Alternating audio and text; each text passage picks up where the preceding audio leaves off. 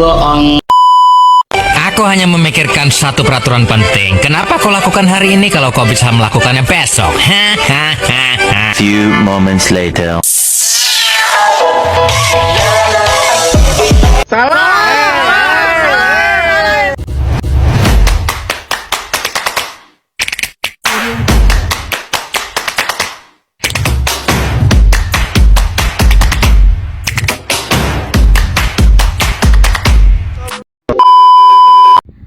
Assalamualaikum warahmatullahi wabarakatuh. Shalom, Om Swastiastu, Nama Budaya, dan salam kebajikan. Halo semuanya, perkenalkan nama saya Salsabila Umaya dengan NIM 2500209500020. Saya mahasiswi Universitas Negeri Makassar, jurusan Pendidikan Teknik Informatika dan Komputer, kelas PT IKA. Nah, di video kali ini saya akan membuat tugas video untuk memenuhi tugas mata kuliah Matematika Distrik di bawah bimbingan Bapak Fadlir Rahman Baso, SPD, MPD. Nah, pada video kali ini kita akan membahas materi himpunan dan kombinatorika. Nah, materi ini sangat penting karena menjadi dasar dalam memahami dan mengelompokkan suatu objek serta menghitung banyaknya kemungkinan yang bisa terjadi. Nah, di video ini kita akan mempelajari apa itu himpunan dan cara menyatakannya, jenis-jenis serta operasi pada himpunan, pengertian faktorial, permutasi, dan kombinasi. Nah, serta contoh agar kita lebih mudah untuk memahami. Nah, langsung saja kita menuju ke pembahasannya. Nah, yang pertama yaitu kita membahas pengertian himpunan. Nah, himpunan adalah kumpulan objek yang terdefinisi dengan jelas. Nah, artinya kita bisa memastikan apakah suatu objek termasuk anggota atau tidak. Nah, tanpa menimbulkan perbedaan pendapat. Nah, konsep terdefinisi dengan jelas. Ini penting karena menjadi syarat utama suatu kelompok bisa disebut himpunan. Contohnya yaitu A sama dengan himpunan 2, 4, 6, 8. Nah, artinya himpunan A ini berisi A berisi angka 2, 4, 6, dan 8, atau himpunan A ini berisi angka genap dari 2 sampai 8, atau bisa kita sebut dengan himpunan bilangan genap. Ini jelas. Nah, himpunan siswa pintar itu tidak jelas. Kenapa? Karena pintar itu adalah relatif. Nah, kemudian kita membahas notasi. Notasi ini adalah simbol dari anggota. Simbol dari anggota. Ini simbol dari bukan anggota, dan ini simbol dari himpunan bagian. Nah, notasi ini penting karena mempermudah penulisan dalam matematika dan agar lebih singkat dan universal sehingga dapat dipahami di seluruh dunia. Dan pembahasan selanjutnya yaitu cara menyatakan himpunan. Nah, cara menyatakan himpunan yang pertama yaitu enumerasi.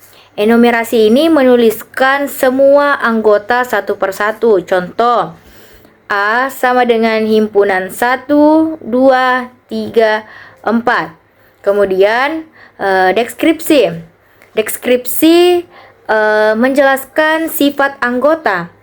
Nah, seperti himpunan bilangan genap kurang dari 10. Nah, kemudian yaitu notasi pembentuk. Notasi pembentuk ini menggunakan variabel dan syarat. Contohnya yaitu himpunan X semua himpunan X sedemikian X kurang dari 5 dan X itu bilangan asli. Kemudian kita masuk di jenis-jenis himpunan. Nah, jenis-jenis himpunan ini ada 5. Yang pertama, himpunan kosong. Nah, himpunan kosong ini tidak memiliki anggota. Nah, dia disimpulkan kayak begini. Nah, yang kemudian yang kedua yaitu himpunan berhingga. Himpunan berhingga ini jumlah anggotanya itu terbatas. Kemudian himpunan tak terhingga. Himpunan tak terhingga ini jumlah anggotanya itu tidak terbatas. Kemudian himpunan semesta. Himpunan semesta semua anggotanya yang dibahas. Kemudian himpunan bagian sejati. Nah, himpunan bagian sejati ini bagian tetapi tidak sama. Nah, jadi konsep jenis himpunan ini membantu kita memahami cukup data. Misalnya himpunan semesta sangat penting karena menjadi acuan yang membahas komplemennya, yaitu operasi himpunan. Kita lihat di sini. Misal A sama dengan himpunan 1, 2, 3, dan 4, dan B 3, 4, 5, dan 6. Nah, kita lihat di sini. A gabungan B sama dengan 1, 2, 3, 4, 5, dan 6. Kenapa di sini 1, 2, 3, 4, 5, dan 6? Karena kita menggabungkan 1, 2, 3, 4, 5, dan 6. Kita menggabungkan nilai A dan nilai B. Nah, kemudian A irisan B. A irisan B 3 dan 4. Kenapa di sini 3 dan 4? Karena irisan ini hanya anggota yang sama. Karena di sini di A dan B itu sama, ada 3. Dan di irisan dan di 4 juga ada sama, ada di A dan ada di B, sehingga di sini A irisan B hasilnya 3,4. Nah, selanjutnya A kurang B 1 dan 2. Kenapa di sini 1 dan 2? Karena anggota A yang tidak ada di B. Nah, 1 dan 2 kan tidak ada di B, sehingga dikatakan selisih. Kita membahas hukum-hukum himpunan. Hukum-hukum himpunan ini ada 4. Yang pertama, komutatif. Nah, komutatif bentuk rumusnya yaitu A gabungan B sama dengan B gabungan A.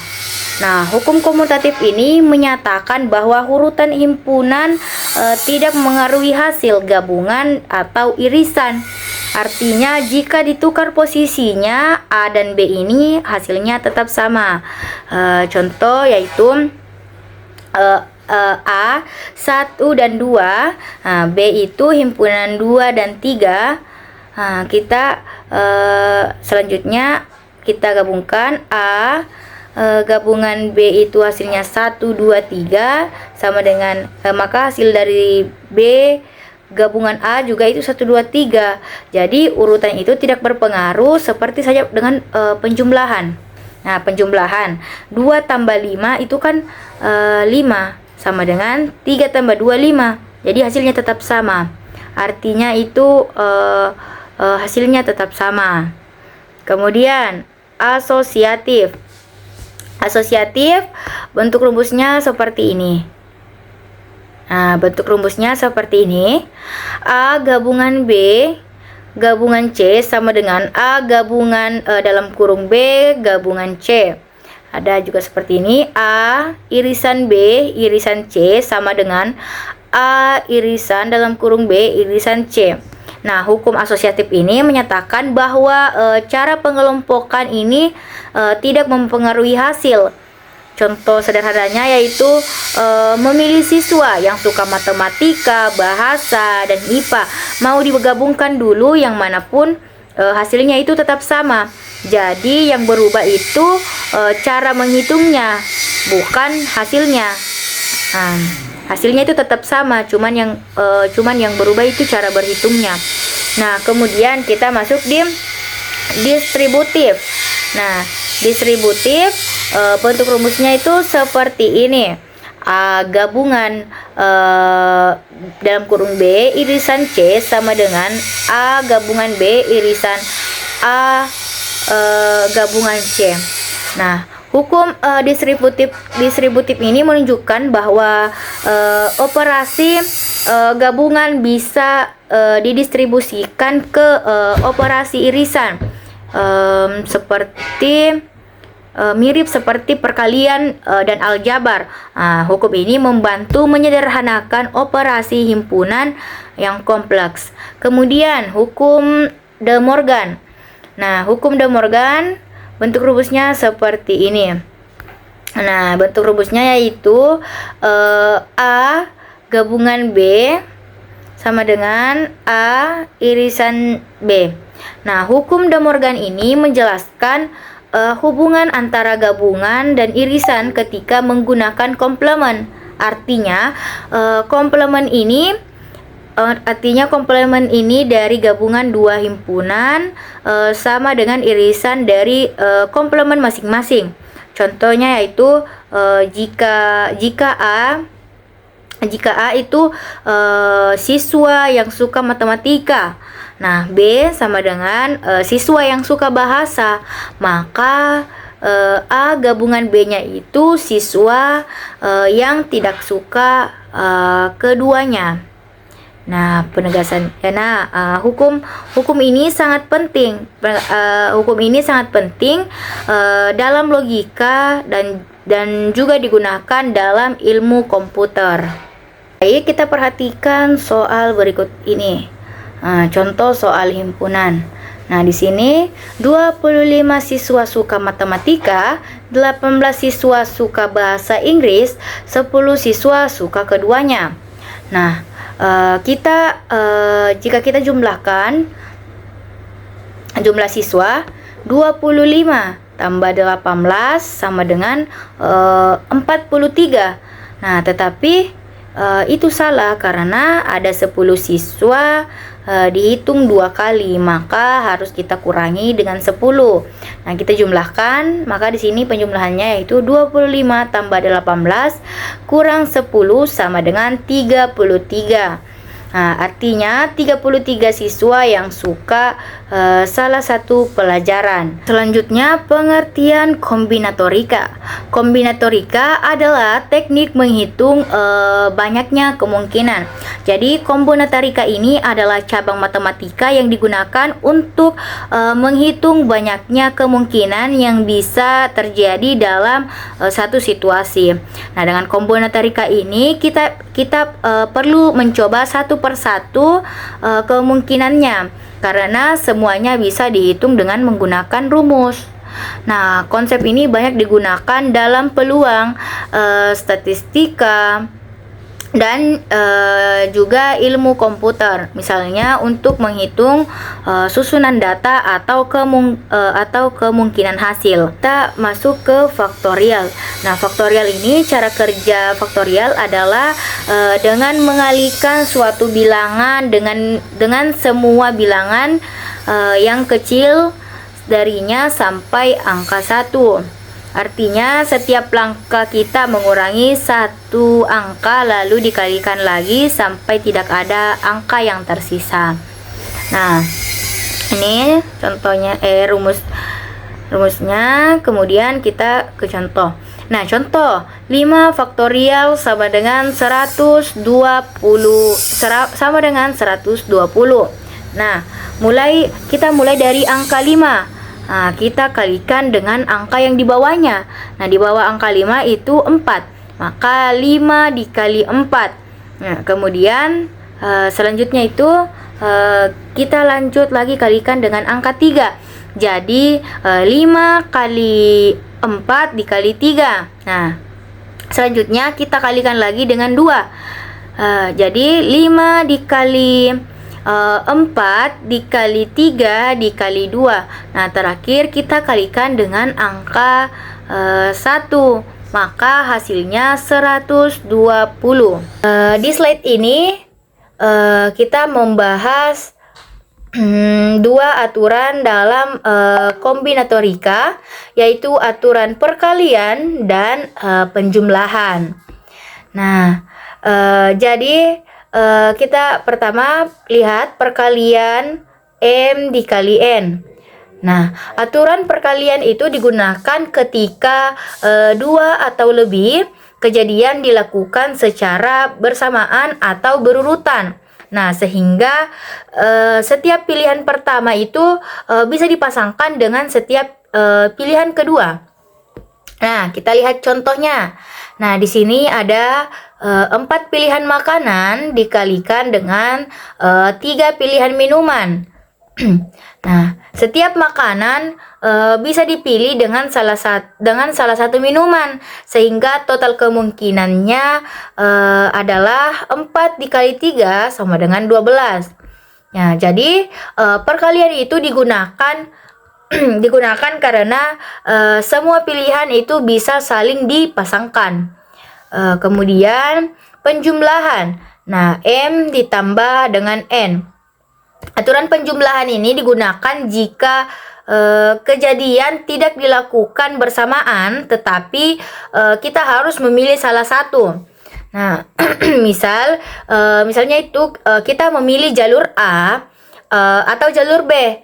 Karena hanya memilih satu, maka jumlah kemungkinan itu cukup dijumlahkan. Nah, penjumlahan itu digunakan karena pilihan saling terpisah. Masuk di slide permutasi. Nah, permutasi memperhatikan urutan. Nah, permutasi adalah cara menyusun atau memilih objek dengan memperhatikan urutan.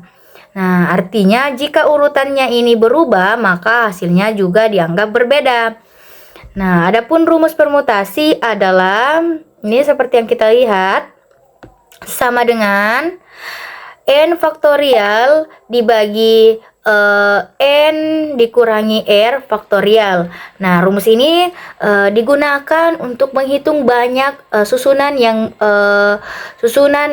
yang mungkin.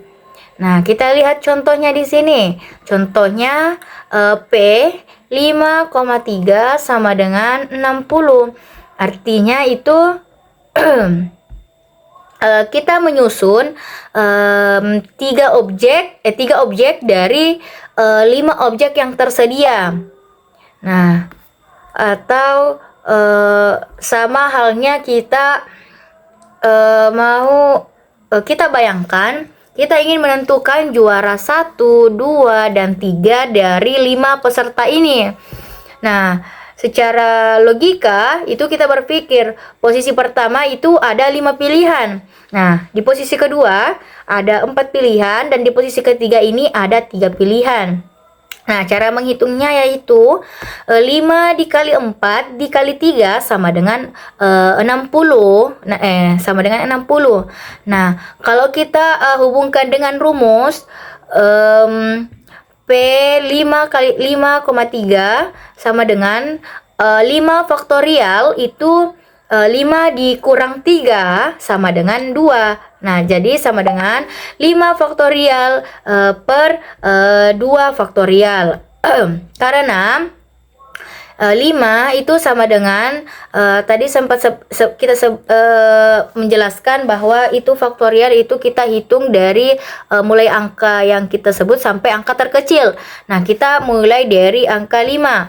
Nah, 5 kita kalikan 4, kita kalikan 3, dikalikan 2 sampai kita kalikan 1. Kemudian yang 2 faktorial. Nah, 2 faktorial ini 2 kita kalikan 2 kali 1. Nah, jadi bagian 2 kali 1 ini saling menghapus. Nah, sehingga tersisa 5 dikali 4 dikali 3 sama dengan 60. Selanjutnya kombinasi. kombinasi tidak memperhatikan urutan. Nah, kombinasi ini adalah cara memilih beberapa objek dari sejumlah objek yang tersedia tanpa dia memperhatikan urutannya. Artinya, jika hanya posisi yang berbeda tetapi anggotanya sama, maka tetap dihitung satu. Nah, contoh konsep itu kita memilih 3 untuk kelompok. Susunannya yaitu A kurang B kurang C dan C kurang B kurang A dianggap sama karena anggotanya sama, jadi dianggap sama. Nah, adapun rumus kombinasi yaitu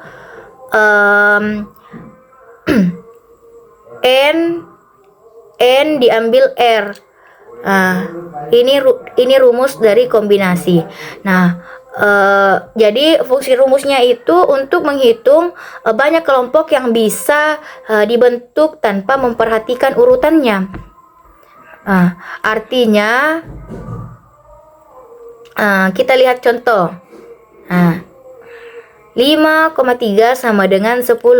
Artinya kita memilih 3 objek dari 5 objek. Nah, cara hitungnya yaitu 5 faktorial per 3 faktorial dikali 2 faktorial sama dengan 5 dikali 4 dikali 3 dikali 2 dikali 1. Nah, terus di 3 faktorial ini kita cara hitungnya yaitu 3 dikali 2 dikali 1, dan cara perhitungan dari faktorial 2 yaitu 2 dikali 1. Nah, yang bisa disederhanakan menjadi 5 dikali 4 per 2, maka hasilnya 10. Nah, jadi hanya ada 10 kelompok berbeda. Jadi hanya ada 10 kelompok berbeda yang bisa dibentuk dari 5 objek ini. Nah, jika memilih 3 tanpa kita memperhatikan urutannya. Permutasi dengan unsur sama. Nah, permutasi adalah cara menyusun beberapa objek dengan memperhatikan urutan. Namun, jika ada unsur yang sama atau berulang, maka jumlah susunannya harus dibagi agar tidak menghitung susunan sebenarnya sama. Nah, di sini ada rumusan dari permutasi dengan unsur sama. Di sini n faktorial per n1 faktorial n2 faktorial. Nah, keterangannya di sini yaitu n ini adalah jumlah seluruh objek. N1, N2 ini adalah banyak objek yang sama. Nah, faktorial ini adalah perkalian dari angka tersebut sampai 1, seperti yang sudah kita jelaskan sebelumnya di pengertian faktorial. Nah, ini ada contoh. Contohnya ini mama. Nah, kata mama ini terdiri dari 4 huruf. Nah, di sini 4 faktorial. Kemudian M ini 2 huruf, jadi 2 faktorial, dan A ini 2 faktorial, sehingga di sini juga 2 faktorial. Nah, hasilnya sama dengan 6 susunan. Nah, kalau semua huruf ini berbeda, jumlah susunannya adalah 4 faktorial sama dengan 24. Tetapi karena ada huruf yang sama, M dan A ini masing-masing 2, maka kita gunakan rumus 4 faktorial per 2 faktorial 2 faktorial. Cara hitungnya yaitu 4 faktorial sama dengan 24, 2 faktorial sama dengan 2, dan 2 faktorial itu sama dengan 2. Atau bisa kita hitung, cara hitungnya itu 24 per 2 kali 2 sama dengan 24 per 4 sama dengan 6, sehingga di sini menghasilkan 6 susunan. Yaitu kombinasi berulang. Nah, kombinasi berulang adalah cara memilih beberapa objek tanpa memperhatikan urutan. Kombinasi berulang ini boleh memilih dari satu dari jenis yang sama, dan kita tidak perlu dan urutannya itu tidak perlu diperhatikan. Nah, rumusan dari kombinasi berulang yang ini dapat kita lihat di sini. C dalam kurung N tambah R kurang 1, R. Nah, contohnya yaitu memilih 3 permen dari 2 jenis. N ini 2, misalnya N-nya ini 2, misalnya coklat dan stroberi. Nah, kemudian R-nya ini sama dengan 3, ingin memilih 3 permen. C 4,3 sama dengan 4 cara. Nah, apa saja itu 4 cara tersebut? Nah, misalkan jenis permen C coklat, S stroberi. Kemungkinan pilihannya yaitu 1 CCC, 2 CCS, 3 CSS, dan 4 SSS. Tidak ada urutan berbeda seperti CSC dan SCC. Nah, karena dalam kombinasi urutan itu tidak terhitung. Nah, di sini contoh soal kombinatorika lengkap. 4 laki-laki dan 3 perempuan. Kita pilih 2 laki-laki dan 2 perempuan. Nah, di sini C 4,2 dikali C 3,2 sama dengan 6 kali 3 sama dengan 18 cara. Nah, karena kita memilih tanpa memperhatikan urutan, maka kita gunakan kombinasi. Pertama, kita pilih dari 2 dari 4 laki-laki. Ini. Terus hasilnya yaitu 6. Kemudian pilih 2 dari 3 perempuan, hasilnya 3. Maka kita kalikan 6 kali 3. Karena kedua pemilihan ini dilakukan bersamaan, maka kita kalikan jadi totalnya 18 cara. Jadi kesimpulannya yaitu himpunan memiliki operasi dan hukum, kombinatorika menghitung kemungkinan, permutasi memperhatikan urutan, dan yang terakhir yaitu kombinasi tidak memperhatikan urutan. Nah, mungkin itu saja pembahasan pada pertemuan kali ini. Semoga penjelasannya bisa dimengerti. Sampai jumpa di video selanjutnya.